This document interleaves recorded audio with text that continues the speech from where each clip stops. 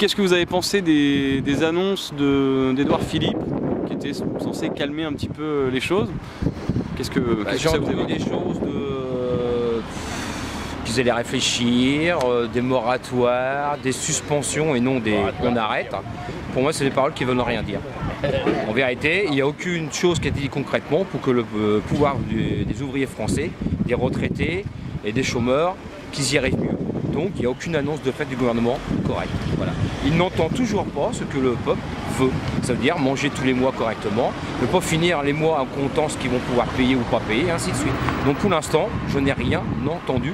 Et tous les gens que je discute, que ce soit dans les voitures qui s'arrêtent pour parler, ou les gens qui sont tous au gilet jaune, ils ne comprennent toujours pas. On n'a rien entendu. Voilà. Donc on est là, on y reste, et on va y rester encore très longtemps. Mais parce que vous avez prévu le sapin de Noël, j'ai vu ça. Ah oui, parce qu'on s'est dit de toute façon, s'il faut passer Noël ici, on passera Noël ici, et puis c'est tout. Qu'est-ce que vous voulez que je vous dise? Et quel conseil, si vous aviez Édouard Philippe en face de vous, quel conseil vous lui donneriez pour, puisqu'il doit avoir envie de sortir de la crise, quel conseil vous lui donneriez? Qu'il écoute tout simplement ce que les gens disent dans la rue depuis 3 semaines. Toutes les annonces qu'il a fait n'ont pratiquement rien à voir avec ce que les gens réclament dans la rue depuis 3 semaines. Et par exemple, vous, ici, vous réclamez quoi? Et nous, ce qu'on réclame, c'est vraiment que le gasoil baisse, que l'essence baisse, parce qu'on est obligé de prendre notre voiture dans les campagnes pour aller travailler, ça nous coûte une fortune. Ce qu'on veut, c'est avoir des salaires décents pour pouvoir se nourrir correctement et ne plus compter pour payer nos factures. C'est que des choses comme ça. Qu'est-ce qu'ils veulent, le français? C'est vivre correctement, c'est tout.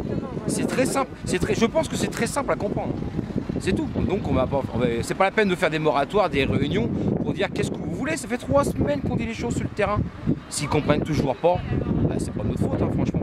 S'ils comprennent pas, c'est qu'ils ont un problème. Ça veut dire qu'en vérité, ils ne savent pas comment vit le peuple français. Et là, si c'est le cas, c'est très grave. C'est très grave. Donc vous êtes encore là samedi prochain? On est là samedi prochain, on est là la semaine prochaine, on sera là le week-end prochain, tant qu'il n'y aura pas des annonces concrètes mais immédiates.